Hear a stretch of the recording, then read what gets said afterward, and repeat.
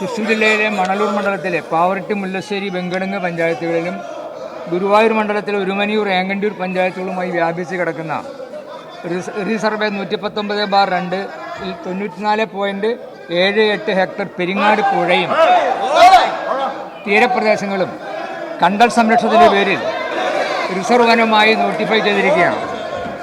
പൂർണ്ണമായും സ്വാഭാവിക പുഴയായി നിലനിൽക്കുന്ന ഈ പ്രദേശം വനമേഖലയല്ലാത്തതാണ്.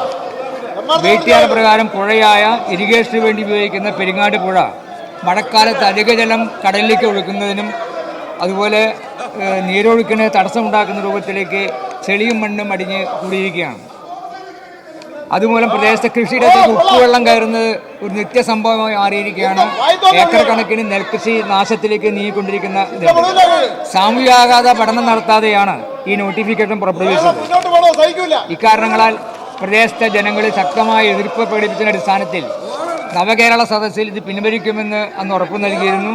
തുടർന്ന് പ്രസ്തുത നോട്ടിഫിക്കേഷൻ റദ്ദ് ചെയ്യാൻ ആവശ്യമായി സർക്കാരിനെ സമീപിച്ചപ്പോൾ 2025 മാർച്ച് 19 ബഹുമാനപ്പെട്ട വനമന്ത്രി അധ്യക്ഷതയിൽ യോഗം ചേർന്ന് തുടർ നടപടി നിർത്തിവെക്കാൻ തീരുമാനിച്ചു. 22/3/25 ബഹുമാനപ്പെട്ട റവന്യൂ മന്ത്രിയും വനം മന്ത്രിയും MLAയും ബന്ധപ്പെട്ട ഉദ്യോഗസ്ഥരും ജനപ്രതിനിധികളും പങ്കെടുപ്പിച്ച് ഒരു വിപുലമായ യോഗം തൃശ്ശൂരിൽ വെച്ച് ചേർന്നിരുന്നു.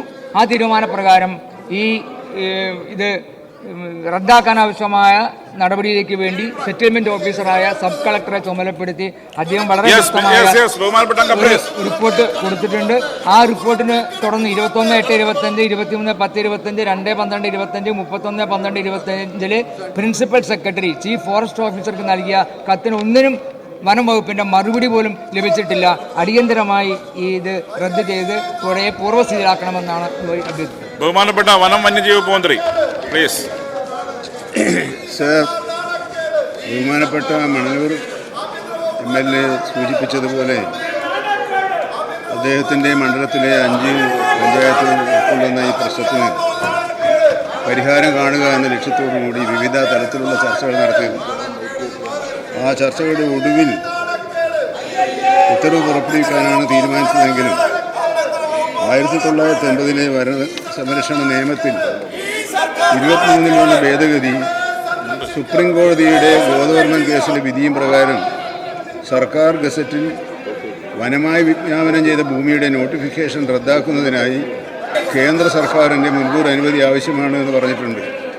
ഇതോടൊപ്പം വൺ ലൈഫ് വൺ എർത്ത് എന്ന സംഘടന സമർപ്പിച്ച ഹൈക്കോടതിയിലെ പരാതിയിൽ ബഹുമാനപ്പെട്ട ഹൈക്കോടതി ഇത്തരം ഉത്തരവുകൾ പുറപ്പെടുവിക്കുന്നതിന് മുമ്പ് കോടതിയുടെ അനുമതിയും ആവശ്യമാണെന്ന് വ്യക്തമാക്കിയിട്ടുണ്ട്.